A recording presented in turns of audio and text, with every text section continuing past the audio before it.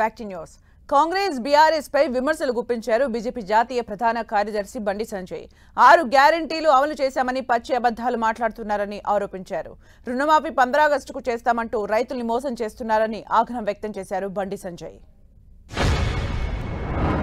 మరి మీకు ఎవరికైనా 2500 రూపాయలు మీ అకౌంట్ లో పడ్డాయాక 4000 రూపాయలకి అమ్మ ఉంది. బీడీ కార్మికులు కానీ పెన్షన్ కానీ అన్ని రకాల ఆసరా పెన్షన్స్ అన్ని కలిపి 4000 రూపాయలు మీ అకౌంట్ లో వేస్తున్నారు. ఇక్కడున్న ఎవరికైనా పడ్డాయా? అది పోయింది. ఇలా 5 లక్షల రూపాయలు విద్యార్థులకు భరోసా కార్డు ఇస్తున్నారు. అది పోయింది. 5 లక్షల రూపాయలు ఇల్లు జాగా లేనోళ్ళకి ఇస్తున్నారు. అది పోయింది. ఇవాళ రైతులకు సంబంధించి 2 లక్షల రుణమాఫీ చేస్తున్నారు. అది ఇవ్వలేదు. అది ఆగస్టు 15 వేస్తాడట. మరి ఇదే ముహూర్తము. రాష్ట్ర ముఖ్యమంత్రి గారు దేవుళ్ల మీద ఒట్టు పెడుతున్నారు.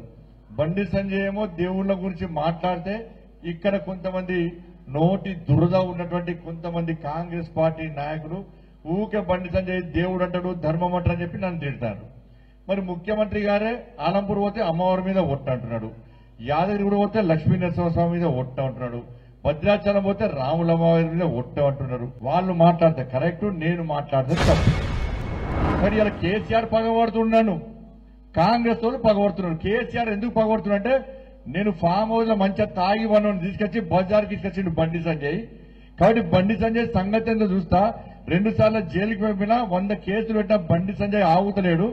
కాబట్టి బండి సంజయ్ని కరీంనగర్లో ఓడగొడతా అని చెప్పి కేసీఆర్ వచ్చి 5 రోజులు ఈయనే ఉంటాడట. కడితే ఓట్లు వేస్తారా అంటే 55 సంవత్సరాలు కాంగ్రెస్ పార్టీ దేశాన్ని వెళ్ళింది.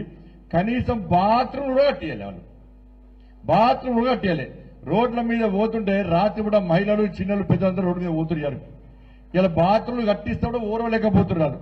మహిళల ఆత్మగౌరవం కాపాడితే కూడా కాంగ్రెస్ పార్టీ వాళ్ళు ఓరవలేకపోతున్నారు.